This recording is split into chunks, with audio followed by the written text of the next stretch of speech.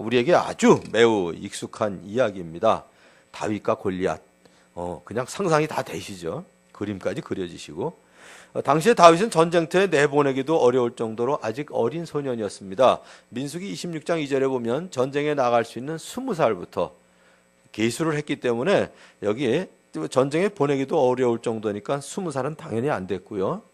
아마 이때 짐작으로 16살 되지 않았을까 하는 생각이 듭니다. 다윗의 아버지 이새에게는 8명의 아들이 있었는데 그중에 맏아들부터 셋째 아들은 전쟁터에 나가 있었습니다. 그러면 넷째 아들부터 20살이 안 돼서 내보내지 않았을까?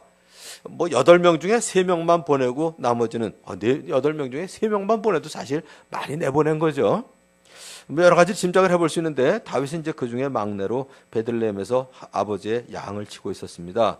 이제 블레셋하고 이스라엘하고 서로 대치하고 있는 가운데 골리앗이라는 그 장수가 나와서 40일을 아침 저녁으로 블레셋 진영 앞에 나와서 싸움을 걸어왔습니다. 여러분들 대개 삼국지를 읽으셨을 테니까 그때 시절을 기억하시면 대강 돼요. 이쪽에도 있고 이쪽 진영에도 있어가지고 하나가 나와서 너희 중에 하나 나와라. 나하고 붙어서 내가 이기면 너희가 우리의 종이 되고 내가 지면 우리가 너희의 종이 되겠다. 이제 이런 거죠. 이런 걸 보통 뭐라고 얘기하냐면 전사. 전쟁터에서 죽는 전사가 아니고요. 그 한 명이 나가서 이 선봉장 그러면 끌고 나가는 게 선봉장이라 우리말의 선봉장은 좀 아닌 것 같고요. 그냥 전사로 설명하는 게 제일 좋을 것 같아요. 왜냐하면 구약시대 하나님께서 이스라엘 군대의 전사가 되어주셔서 나가서 싸우시는 일이 많거든요.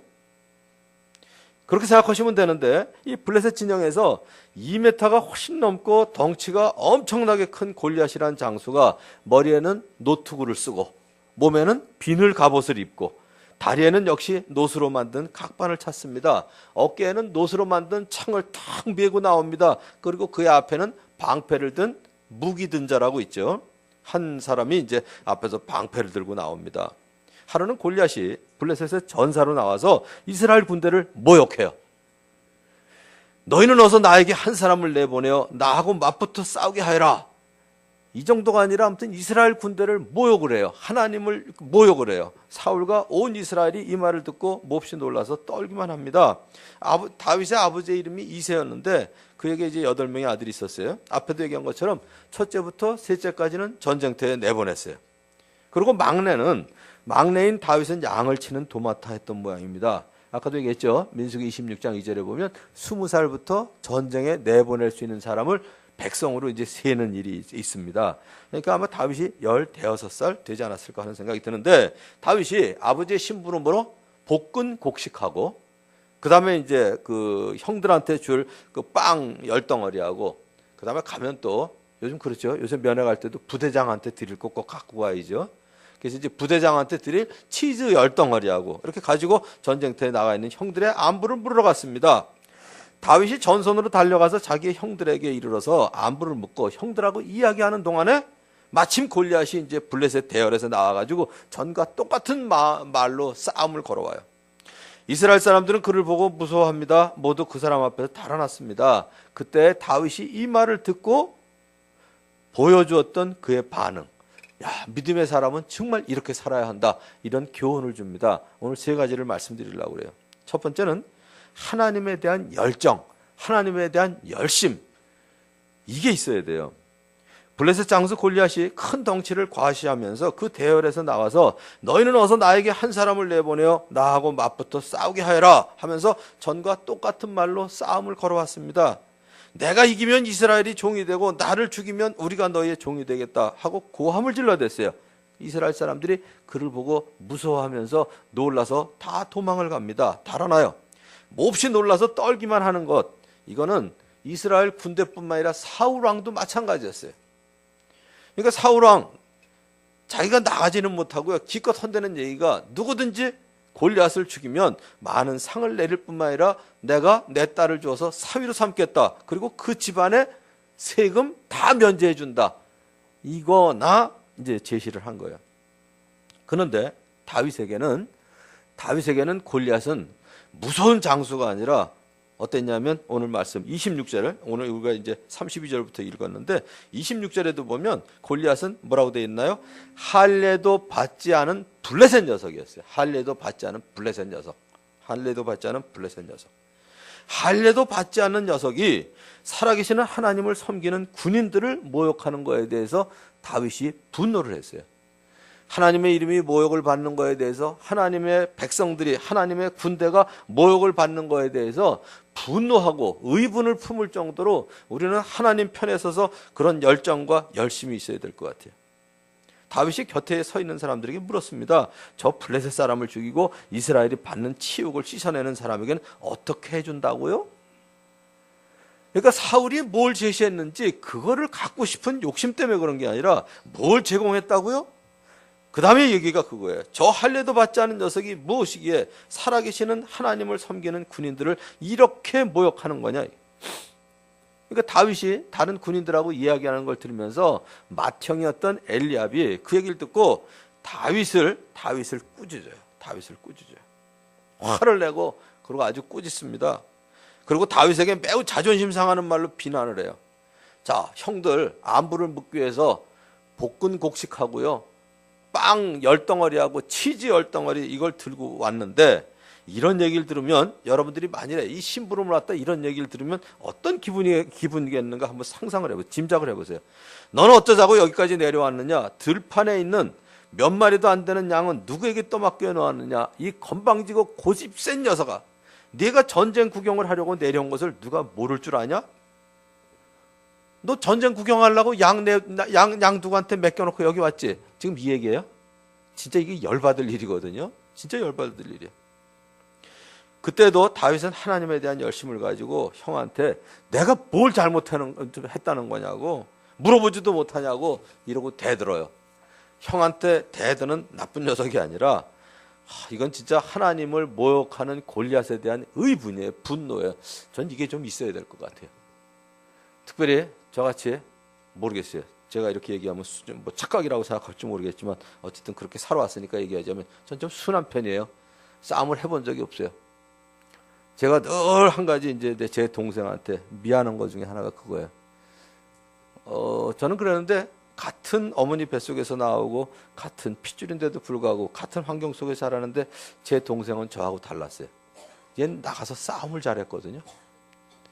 툭하면 싸우고, 그러고서 이제 저쪽에서 이렇게 엄마 아빠가 이렇게 뜯어 말려가지고 데리고 들어가면 가서 그냥 그 집 대문을 막 차면서 나오라고 그러고서 이제 싸움을 했던 그런 친구인데, 가끔 제가 이제 동생 싸움을 말리기 위해서 나가면 누가 내 동생 때렸어? 그러고 이제 동생 편에 서가지고 동생을 데리고 들어오고 역성을 들었어야 되는데, 제가 지금도 미안한 게 있어요.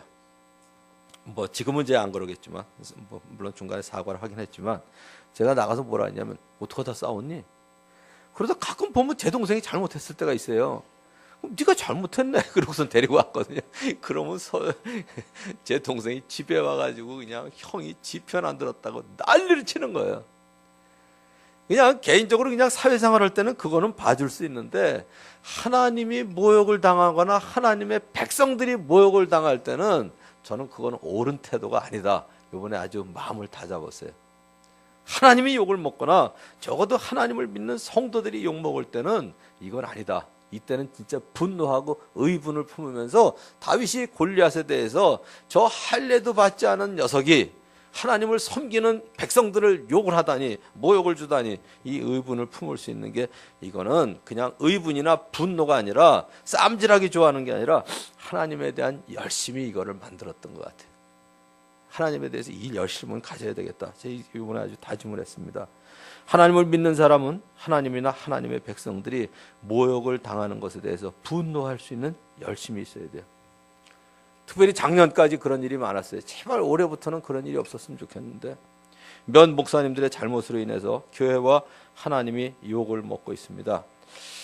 몇 년 전에 저에게, 저하고 뭐 잘 아는 사람이고 저를 뭐 좋아한다고 가끔 만나는 사람인데, 국민일보의 이태영 기자라고, 이 사람이 책을 썼어요. 두려운 영광, 이렇게 보내왔더라고요. 그 부제가 있어요. 두렵고 떨림으로 말씀을 대언하는 우리 시대 대표 설교자 10인을 만나다. 그래가지고 10명의 사진이 쫙 있습니다. 10명의 사진이 있어요. 그런데 얼마 지나지 않아서, 여기에 이제 우리 오카는 목사님하고 하영조 목사님은 이제 뭐 병으로 돌아가셨으니까 그렇다 치고, 이거 볼 때마다 저는 이 제목을 다시 읽어요. 두려운 영광. 하나님의 말씀을 대언하는 것, 두렵고 떨림으로 말씀을 대언하기 때문에 두려운 게 아니라 저는 다른 걸로 두려워해야 될 것 같다는 생각이 드는데, 이 책이 나온 지 얼마 안 돼가지고 한 사람은 돈 문제로 구속이 돼요. 여기 나온 사진이 사진 그대로. 또 한 사람은 명예 문제로 교회가 두 쪽이 났어요. 미국에 있는 교회요. 또 한 사람은 여자 문제로 교회를 떠나게 됩니다. 아마 여러분도 그냥 얘기해도 누구구나 다 아실 거예요. 그래서 두렵고 떨림으로 말씀을 대언하는 것, 이것도 중요하지만 두렵고 떨림으로 경건한 삶을 살아야 하는 것이 더 중요하다. 저는 그렇게 생각을 해요. 오히려 부제를 바꾸고 싶은 생각이 들어요. 두려운 영광. 하나님의 말씀을 대언하기 때문에 두려운 것보다는 하나님의 이름을 욕되게 할까 봐 두려워서 경건한 삶을 유지하는 것, 그게 두렵고 떨리는 삶이 되어야 되지 않을까, 그런 생각을 해봅니다. 물론 이런 가슴 아픈 범죄 앞에서 우리가 먼저 회개해야 됩니다. 그러나 한편으로는 이 일로 인해서 하나님을 욕되게 하고, 그리고 하나님의 백성들의 공동체인 교회를 욕하는 것에 대해서 의분을 품고 분노할 줄 알아야 돼요. 맞아요. 이 인간들 때문에 우리 교회가 욕먹어. 그러고선 그냥 세상 편에 서가지고 같이 욕하는 게 아니라, 하나님을 믿지 않는 세상 사람들의 사람들이 비난의 화살을 쏘는 것에 대해서 할 말은 없어요. 그러나 적어도 그러한 죄를 지은 사람들에 대해 세상 사람들과 함께 그 편에 편승해서 손가락질하고 비난하는 것은 우리가 하지 말아야 된다고 봅니다. 오히려 목회자들이 죄를 짓고 넘어질 때마다 나도 그런 자리에 있었다면 얼마든지 같은 짓을 할 수 있는 사람인데 하나님께서 은혜로 지켜주신 것을 감사해야 한다고 봅니다. 그리고 하나님의 이름과 교회의 이름이 더럽혀지고 조롱을 당하는 것에 대해서 의분을 품고 더욱 깨어있는 저와 여러분이 되기를 주님의 이름으로 축원합니다. 이제 두 번째는 무슨 일에나 최선을 다하는 게 믿음의 사람이 해야 될 일인 것 같아요. 사울이 악한 영의 괴롭힘을 당할 때 일입니다. 다윗이 다른 사람의 추천을 받아서 사울이 괴롭힘을 당할 때면 곁에서 수금을 타도록 했어요. 사울이 악한 영에게 괴롭힘을 당할 때면 다윗이 수금을 들고 와서 손으로 탔고, 그때마다 사울에게 내린 악한 영이 떠났고 사울이 제정신이 들었습니다. 다윗이 악한 영의 괴롭힘을 쫓아내고 사울에게 제정신이 들게 할 정도로 수금을 잘 타는 실력을 언제 갖추게 되었을까 짐작을 해봤어요. 여러분도 한번 짐작해봤어요. 짐작해보세요. 하프를 타는 학원에 다녔을까요? 이스라엘이나 예루살렘 쪽에 가보신 분은 아시겠지만, 저도 이제 몇 차례 그쪽을 갔었는데 광야에 이렇게 가보면 아무도 없어요. 근데 벌써 우리 관광객들이 이렇게 이제 성지 순례객들이 이렇게 가면 한 20분 정도도 안 됐는데 어디서 애들이 그렇게 모여들어요. 전혀 없었는데. 요만한 조랑말인지 아무튼 노새인지 아무튼 그들이 타고 다니는 나귀 같은 거 있잖아요. 작은 나귀. 그래서 예수님이 성에 들어갈 때 작은 나귀 타고 들어가신 게 전 실감이 나거든요. 진짜 그냥 애들이 이렇게 탈 수 있을 정도로 낮은 그 작은 나귀인데 다닥다닥 하고 타고 다니면요, 비탈길도 얼마나 잘 타는지 몰라요. 애들이 금방 모여들어요. 이제 얻어 가지려고. 쉽게 얘기하면 이제 구걸하기 위해서 오는 거죠. 그러니까 집안에서 좀 할 수 있는 사람들은 일 시키고요, 너는 양이나 봐라. 그게 지금 막내만 보낸 거예요. 양이나 지켜라 그러고. 한번 상상해 보세요. 여러분들이 짐작해 보세요. 우리 또 질 앞에 앉아서 늘 찬양 부르는 우리 또 종교형제한테 한번 물어볼까요? 딱 갔어. 허구한 날은 이제 아버지 양만 치는 거예요. 벌판에 앉아서. 그래서 다 먹은 것 같으면 또 저쪽 풀 많은 데 갖다 데려다 놓고요. 또 뜯을 동안에 가만히 앉아있으면 뭐 하겠어요? 여러분들이 양치기, 목동이라면 주로 뭐 하고 있을까? 한번 생각을 해보세요. 글쎄, 저 같으면 이런 지팡이나 막대기 들고요, 그냥 이러고 있을 것 같아요. 어쩌면 왼손하고 오른손이 이렇게 그려놓고 꼰지리 같은 거 이렇게 놓고서 게임을 하든, 어떤 때는 그러겠죠. 또 이러고 세월 살아야 되나? 이러고 앉아있을 때도 있을 거고요. 난 그럴 때가 많을 거야. 그리고 제가 제일 많이 하는 건 그럴 것 같아요. 그냥 팔베개하고 들어놔서 그냥 뜨는 구름, 떠다니는 구름 보면서 저거까지 양 모양이네 저거. 이러고 됐어. 근데 다윗은 안 그런 것 같아요. 거기서 열심히 하프를 쳤던 것 같아요. 열심히. 제가 농담 삼아 얘기하는데 좀 진담인 거 하나 있어요. 애들이 뭐라고 그러냐면, 야, 이 다음에 너 뭐 할래? 축구 좋아하는 애들이에요. 운동장에서 뛰는 애들이. 뭐라고 얘기하냐면, 자기는 축구 선수가 돼서 선교를 하겠다. 이런 애들이 있어요. 제가 유심히 봅니다. 축구를 좋아하는 애인가, 놀기를 좋아하는 애인가. 분명히 달라요. 여러분 자녀 이거 주의해서 보세요. 우리 교회에 한 2명 정도 있어요. 애들 중에. 진짜 자네 축구 좋아하는 애들이에요. 글쎄 제 용어로 그냥 마이너스 킥 있죠. 왜? 이렇게 해가지고 딱 뒤로 제껴지면서 등판으로 떨어지면서 하는 애들이 있어요. 그거를 하기 위해서 계속 몸을 내던지는 애 있어요. 얘는 진짜 축구 좋아하는 애야. 근데 그런 건 전혀 안 해. 위험한 거나 뭐 새로운 기술이나 이런 건 전혀 안 하고 그냥 뻘뻘 흘리면서 쫓아다니는 애들이 있어요. 얘네들은 공부하기 싫은 애예요. 놀기 좋아하는 애예요. 요한겔리온도 주의 깊게 보세요. 그냥 뛰는 애들, 그냥 뛰는, 거기 애들이 아니죠. 어른들은 요한겔리온에서 빼세요. 그 놀기 좋아하는 사람이에요. 근데 어떻게든 넌스톱으로 타고 싶고 그냥 몸을 날리면서 하는 사람들이 있어요. 이건 진짜예요. 그 다음에 요즘 이제 여자애들 중에 그런 애들 많아요. 뭐 자기는 미술 전공하겠다. 그 다음에 요새 제일 많이 나오는 게 이제 애니메이션. 진짜 애니메이션하고 미술을 할 만한 애인가 아닌가는요. 진짜 꾸준히 노력하는 애들이 있어요. 밤잠을 안 자고 하는 애들. 그리고 무언가 아무튼 새로운 정보와 새로운 시도를 무지하게 아무튼 부단히 하는 애들은 진짜 헐 애들이에요. 몇 안 돼요. 대개는 끄적끄적이에요. 이건 공부하기 싫은 거예요. 놀기 좋아하는 거예요. 이거 분명히 구분하셔야 돼요. 제가 왜 이 얘기를 하냐면 나는 하프로 하나님께 영광을 돌리고 싶어. 이렇더라도요. 다윗은 그냥 놀기 좋아하고 소일하기 위해서 하프 치던 사람은 아니었던 것 같아요.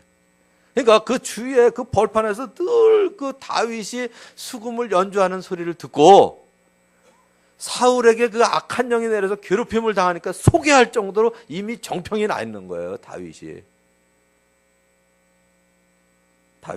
그래서 아마 양을 치면서 양들이 풀을 뜯고 있는 동안에 그냥 뭐 이게 아니고요. 그냥 이게 아니고 기타도 그렇잖아요. 부단히 이러면서 손톱 깎아가면서 이제 굳은 살이 베개 들어. 그러고선 또 뭐 아프면 일주일 쉬는 거는 난 기타 치지 말라고 그래. 그런데도 불구하고 계속 이러면서 그냥 뜯어대는 사람들은 이 기타 배워도 되거든요. 그러는데도 불구하고 음감이 딸려서 안 되는 사람도 있어요.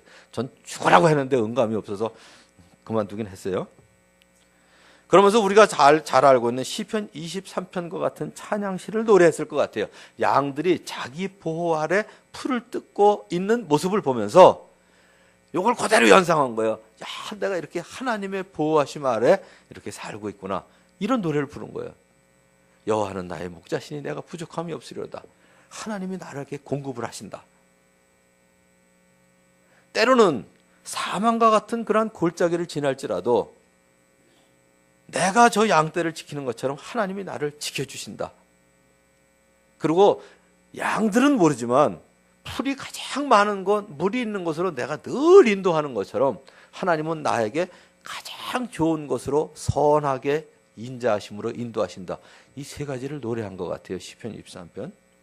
양을 치면서 신세한탄을 하거나 벌렁 누워 팔베개를 하고 잠이나 자는 사람이 아니라 양이 풀을 뜯고 있는 동안에 하나님을 묵상하면서 시를 짓고 하나님을 찬양하는 수금을 타고 있었기 때문에 그 음악에 감동을 받았던 사람들 중에 하나가 사울에게 이제 다윗을 소개한 거예요.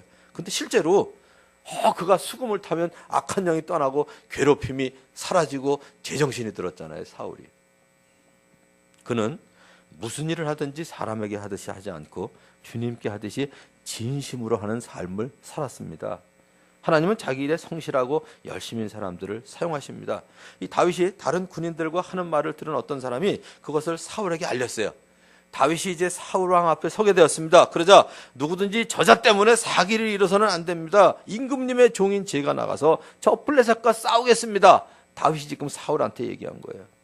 그러니까 사울이 다윗을 말렸어요. 뭐라고 얘기하냐면 평생 군대에서 뼈가 굵은 사람이다. 쟤는 골리앗은.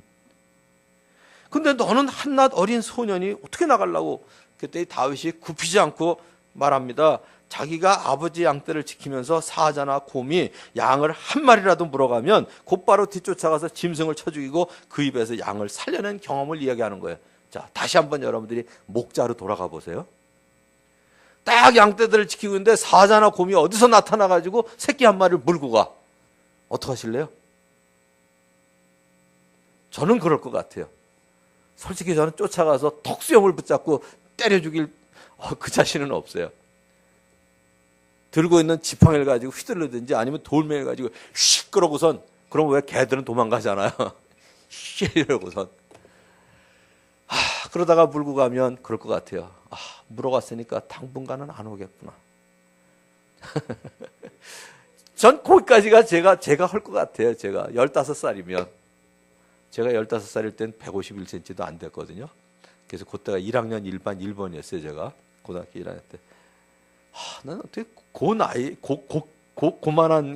고만한 등치에 그 가방을 들고 1시간 20분을 학교를 다녔나? 지금도 생각해도 신기해요.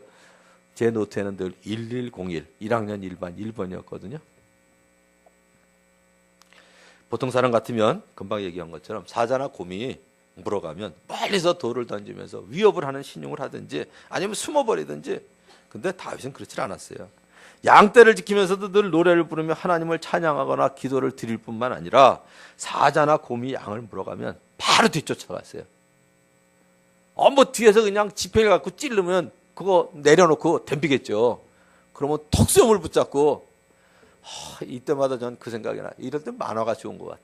생명의 말씀사에서 나온 그 세 권으로 된 구약 두 권, 신약 한 권 만화가 있어요. 거기 보면 다윗이 사자의 이 수염을 딱 붙잡고 후크를 막 쳐요. 그러니까 배가 푹 들어가. 그럼 사자가 하고 이제 그 다음에 이제 도망가는 장면이 나오는데 너무 신기하지 않아요? 그렇게 할 수 있다는 게. 하나님께서 엿새 동안 창조하실 때도요, 매일매일 스스로 보시기에 좋을 정도로, 보시기에 좋았더라 그랬는데 스스로 보기에도 좋을 정도로 열심히 하셨다는 얘기거든요. 최선을 다하신 거예요. 야, 이건 정말 오늘 내가 봐도 잘 만들었다. 이런 열심. 그리고 하나님은 계획하신 일을 반드시 이루시는 열심을 가지고 일하십니다. 우리에게 메시아를 보내실 때도 이사야 9장 7절에 보면 하나님의 열심히 일을 이루시리라 이랬거든요. 이게 바로 하나님을 믿는 사람들이 가져야 될 열심입니다. 믿음의 사람들은 무슨 일을 하든지 사람에게 하듯 하지 않고 주님께 하듯이 진심으로 해야 돼요. 자, 마지막 세 번째는 하나님이 구원하실 걸 믿는 거예요. 여기까지만 얘기하면, 앞에 두 가지만 얘기하면 뭐냐면 그거는 그냥 긍정적인 사고방식이에요. 긍정적인 사고방식. 우리 하나님을 믿는 사람은 긍정적인 사고방식에 머물면 안 되죠. 세상 사람하고 다를 바가 없어요. 다윗은 사울의 만류에 굽히질 않았습니다. 그리고 아버지의 양떼를 지켜오면서 사자와 곰을 죽였고 하나님께서 도와주셨던 경험을 얘기하는 거예요. 다윗이 기운이 세거나 몸집이 좋거나 아니면 싸움질을 잘해서 양떼에서 새끼를 물어가는 사자와 곰을 쫓아가지는 않았습니다. 양떼를 잘 지켜야 한다는 책임감 때문에 그렇게 했을 게 분명해요. 그리고 그의 간증에 의하면 사자의 발톱이나 곰의 발톱에서 저를 살려주신 주님, 그 역사를 분명히 믿고 있었어요. 다윗은 골리앗과 싸우러 나갈 때에도 자신이 넘쳐서 나간 건 아니에요. 그는 할례받지 않은 블레셋 녀석이 살아계신 하나님을 섬기는 군인들을 이렇게 모욕하는 것에 대한 분노와 의분으로 나갔어요. 마치 이것은 뭐하고 똑같으냐면 성전에서 팔고 사고 하는 사람들을 다 내쫓으시고 돈을 바꿔주는 사람들의 상과 비둘기를 파는 사람들의 의자를 둘러엎으시는 예수님이 가지셨던 그 하나님의 열심하고 너무 일치돼요. 예수님은 성경 말씀을 기억하셨습니다. 내 집은 기도하는 집이라고 불릴 것이다. 그런데 너희는 그것을 강도의 소굴로 만들어버렸다. 나는 사람들한테 싫은 소리를 못해. 이건 아니에요. 하나님의 기도하는 집을 강도의 소굴로 만든 거에 대해서 분노하고 의분을 품고 뒤집어 엎을 수 있는 것, 이거는 온유하고 겸손하지 못한 태도가 아니라 온유하고 겸손하신 예수님이시지만 하나님의 집이, 기도의 집이 강도의 소굴로 된 거에 대해서 지나갈 수 있다. 이거는 올바른 태도는 저는 아니라고 봐요. 다윗은 할례받지 않은 녀석이 살아계신 하나님을 섬기는 군인들을 모욕하는 것에 대한 분노와 아울러 하나님께서 골리앗의 손에서 틀림없이 살려주실 것을 믿었습니다. 그 믿음을 본 사울, 그때야 그렇다면 나가도 좋다. 주님께서 너와 함께 계시길 바란다면서 다윗이 골리앗을 상대하며 싸우도록 허락해 주었습니다. 어쩌면 어쩔 수 없는 상황에서 그래 너라도 나가봐라. 그리고 궁여지책으로 체념을 하면서 내보내는지도 몰라요. 제가 이런 농담을 들었습니다. 일반 사람하고 소방사하고 싸우면 누가 이길까? 그런 농담 들어보셨어요? 소방사하고 사람, 그냥 보통 사람하고 싸우면 소방사가 이긴대요. 물불 안 가리고 싸워서. 근데 그 다음에 이 소방사하고 소경이 싸우면 누가 이기냐? 소경이 이기죠. 배는 게 없으니까. 그 다음에 소경하고 노인하고 싸우면 누가 이기냐? 그때 노인이 이긴대요. 나 다 살았다. 그리고 죽기 살기를 싸우네. 우리 여기 아버님 앉아있어요. 그죠? 아직은 그 연세가 안 되셨는데 나 다 살았다. 나 살 만큼 다 살았다. 난 죽어도 여한이 없다. 그리고 죽기 살기로 싸우면 뭐 노인이 이긴다는 농담이 있어요. 제가 거기까지인데 사실은 제가 하나를 더 덧붙여 봤어요. 그럼 노인하고 하나님을 믿는 사람이 싸우면 누가 이길까? 전 하나님 믿는 사람이 이길 것 같아요. 왜냐하면 도우시는 하나님을 믿고 싸우기 때문에 하나님을 믿는 사람이 이기고요. 난 죽어도 천국 갔다 그러고 덤비는데 그거 어떻게 이기겠어요? 물론 농담이에요. 하나님을 믿는 사람이 어르신들을 더 잘 섬기고 그리고 누구보다 잘 섬겨드려야 되는데, 그러나 분명한 사실은 믿음의 사람은 하나님의 도우심을 꼭 신뢰하는 삶을 살아야 된다는 이야기입니다. 그러므로 다윗이 이렇게 담대한 태도를 가지고 골리앗을 상대하기 위하여 나가는 태도를 가진 것은 그의 강한 성격이나 만용에서 나온 건 아니었어요. 그는 사자의 발톱이나 곰의 발톱에서 자기를 살려주신 주신 것도 주님이신 것을 잘 알고 있었습니다. 이제 골리앗과 싸우러 나갈 때에도 하나님께서 도와주실 것을 믿었기 때문에 형들의 꾸지람이나 사울의 만류에도 불구하고 담대하게 나갈 수 있었던 거예요. 오늘 이제 39절을 한번 보세요. 38절부터 40절을 보면 그 근거가 나와요. 만일 하나님의 도우심을 믿는 사람이 아니었다면 그렇게 전장에 나가지도 않았을 뿐더러 사울이 자기의 군 장비로 다윗을 무장시켜 주었을 때 어찌하든 자기를 지켜줄 군 장비를 착용하려고 노력했을 거예요. 근데 그걸 벗어버려요. 하나님의 도우심을 믿었기에 오히려 거추장스러운 군 장비를 벗어버리고 목동의 지팡이를 들고 시냇가에서 돌 5개를 골라서 자기가 메고 다니던 목동의 도구인 주머니에 집어넣은 다음에 자기가 쓰던 무림매를 손에 들고 골리앗 가까이 나갑니다. 나중에 골리앗이 얘기해요. 여러분들이 이제 이번 주에 큐티를 가질 텐데 골리앗이 뭐라 그러나요? 거의 뭐 2m 50 이상이 넘는 그 덩치가 이만한 장수가 투구와 갑옷과 각반을 딱 차고요. 창을 들고 나가는데 저쪽에서 쬐끔한 게 막대기하고 돌 5개 들고 와. 야, 내가 개냐? 그게 골리앗의 얘기예요. 너 지금 개하고 싸우러 오냐? 개 잡으러 오냐? 이거거든요. 진짜 그 상황이 그걸 수밖에 없어요. 그런데 그 갑옷과 투구와 다 내려놓고 돌멩이 5개 들고 오는 거는 하나님이 나를 도우신다. 이걸 분명히 믿었기 때문에 그렇습니다. 오늘 우리가 그래야 될 것 같아요. 3가지 말씀드렸는데 하나님이 욕을 먹거나 하나님의 사람들, 특별히 교회가 욕을 먹는 거, 작년 재작년 엄청 욕을 먹었어요. 자칫 잘못하면 우리도 세상 편에 서서 맞아, 이 교회가 잘못이야 그러고 욕을 할 때 많았어요. 전 그건 아닌 것 같아요. 일단 적어도 하나님의 교회에 대해서, 하나님의 사람들에 대해서 욕을 하거나 비난을 하지 말아야 될 것 같아요. 같이 회개하면 같이 회개했지. 특별히 다운 공동체 안에는 내 식구들에 대해서 비난하고 욕하고, 저는 그거는 글쎄 이런 얘기는 너무 심한 얘기인데 그 사람 다 하나님의 사람이거든요. 하나님께 혼날 짓이에요. 심하게 얘기하자면 하나님께 저주받을 짓이거든요. 우린 그러지 말아야 될 것 같아요.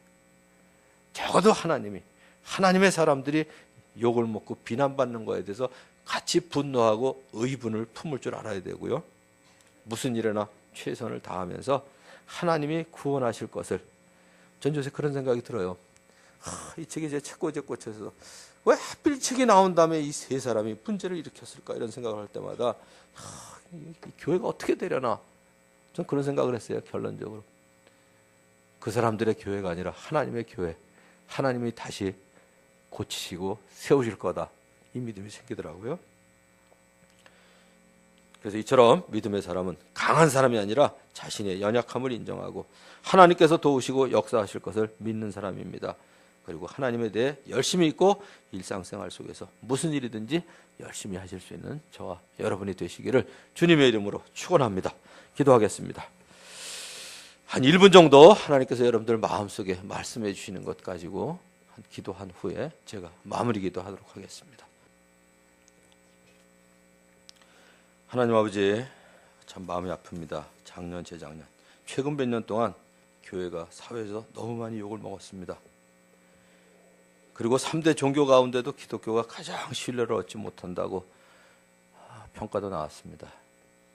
아버지 하나님, 세상 편에 서서 하나님과 하나님의 교회에 손가락질하는 것이 아니라 아버지 하나님, 안타까운 마음 가지고 회개하고 기도하며 하나님 편에 서서 의분을 품고 분노할 줄 아는 하나님에 대한 열정과 열심을 우리에게 허락해 주시옵소서.